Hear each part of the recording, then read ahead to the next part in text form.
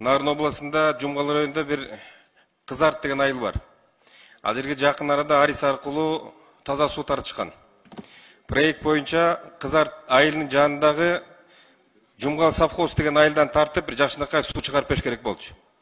Бирок ошол жердеги баягы эле коррупциялык кесепетинен жанындагы сарайдагы бир састан сордуруп берип атыптыр да.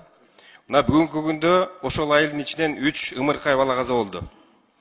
Жакында 26 февралда мынакей аткаруу бийликтин өкүлдөрү келип катышып кетсе болот, атайын кайрымдуулук концертин берип атабыз. Ошо балага кичине акча каражат төлөйүл деп. Тилекке каршы бул Альфа Кокс деген бир апаат бар экен, акыл өзөмекчи. Ал Альфа Кокстун жаман жери 10 жылдын ичинде акырын бөйрөк талкалап коет экен, боорду талкалайт экен. Мынакей бүгүнкү күндө азыр дайыр баланы биз Индияга дайындап атабыз. Акча каражат топтопчу. Ошол каяктагы бир шалаакылык мамлекет кызматта иштеген адамдардын айнамына канча деген балдар азыр ушундай жерге дарылоого мажбур болуп атат. Ушуну өзүңүз жеке көзөмөлгө алып, бир комиссия түзүп, бир барып койсок, бул бир эле мүмкүн Кызарт айыл эмес. Мүмкүн ошол Нарын областында көптөгөн айылдар болуп калышы мүмкүн. Акыл Өсөнбекчи. Ушуну бир көзөмөлгө алып койсоңуз.